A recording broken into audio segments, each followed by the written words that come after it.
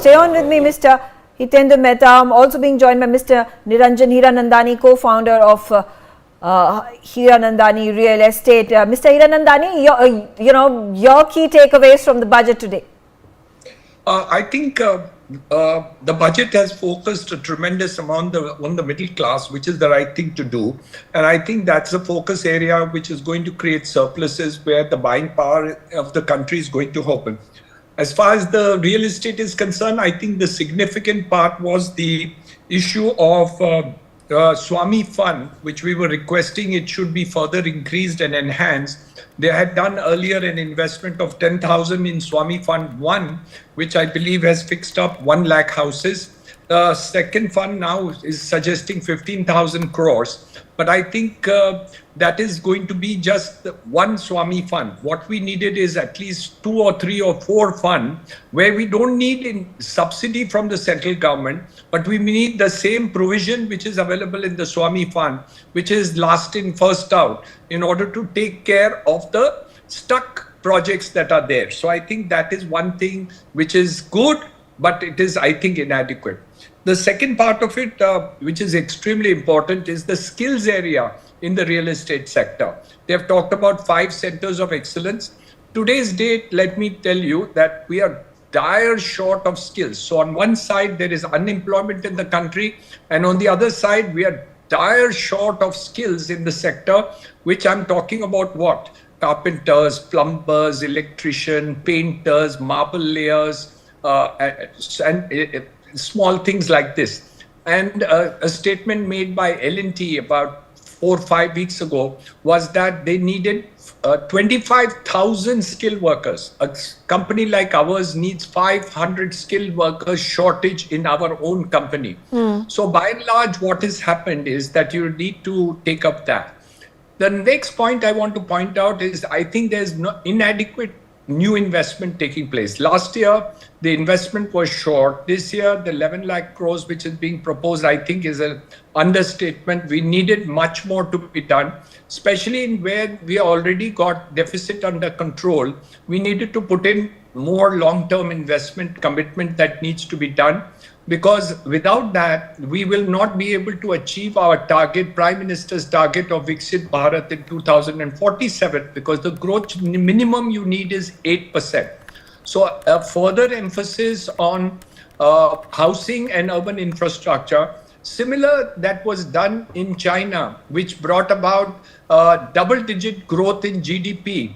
In China, in those years where they focused on not only on manufacturing, but also on urban infrastructure and housing, actually caused it. So I think that additional focus on skill and additional investment needed in infrastructure is slightly short. Last point I wanted to mention was the fact that you're bringing in a new income tax bill, which is wonderful, and we're looking forward to that because she talks about ease of doing business. But already in this Income Tax Act, she is making 85 amendments. So there's a little inconsistency. Is it that the new act is also going to include the new changes which are coming in, or is that applicable from next year, or is it going to be from this year with immediate effect? Obviously, it doesn't look like it's in this year, because the present act itself, 85 clauses of amendment have been proposed over here. I think small things like PDS for rents, etc., up to 6 lakhs is also proposed. Many positive stories over here. But this is my initial reaction. Okay. Also, comparing the budget to 2024 budget that was announced, what are your inferences? Do you think the 2024 was a more populist budget versus 2025? Oh, I think it's quite focused on the world of business. But I think it's also catering for a sector which has a potential of further investment and further expenditure. And I think the demand which has come down in the last couple of weeks, months, I think the finance minister wants to make sure that that demand which is across the board from the middle class, which has actually come down, including the affordable housing segment in the real estate sector, actually will be fed by the middle class, which will actually have surpluses with them, or the potential surpluses which will enable them or encourage them to buy a house or also spend money. So I think that downturn in the economy, which is slightly showing up in the last 3 months, is sought to be corrected also. And also populist, of course, anything you reduce taxes, everybody's going to be happy. But I'm looking at the long-term benefits of this, and I think that's a positive story. Okay. Also, in the economic survey yesterday, there was an announcement that the projected GDP growth rate is going to be 6.8% in 2025-2026. How do you think the budget that has been announced will be able to help this figure climb up? There is no way that we will go below that. My target is thinking that the Prime Minister will certainly look at new ways to actually go to 8 or 9 or even 10%. That should be the target. So I think I do believe interest rates should be brought down. I think somewhere down the line that is causing a lot of problem at the middle class and the lower middle class, especially in the housing sector.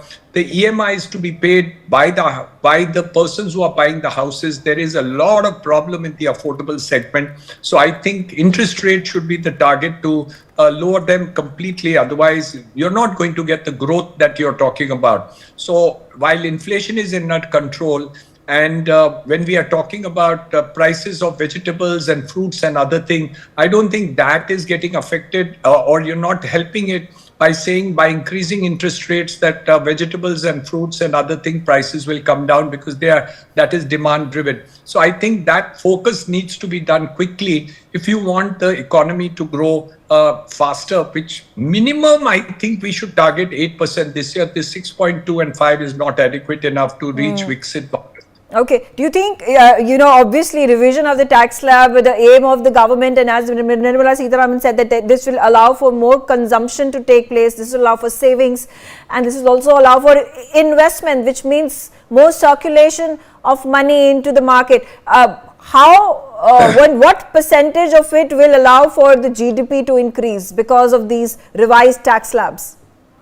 You have to go to the malls and see how the buying takes place. You have to see the reduction which has taken place will come back very soon. I think it's a question of a positive feel that the middle class have. And once that gets into the blood, you will see that the growth story or the expenditure levels going up. Already in the tourism sector, you can see huge demand in terms of middle class traveling all over India and even parts of the world. So I think the idea is to create that feel that you're going to have more surpluses and will enable more people in the middle class level to spend more and actually live a better quality of life. I think that's the target. Okay, all right. Thank you, Mr.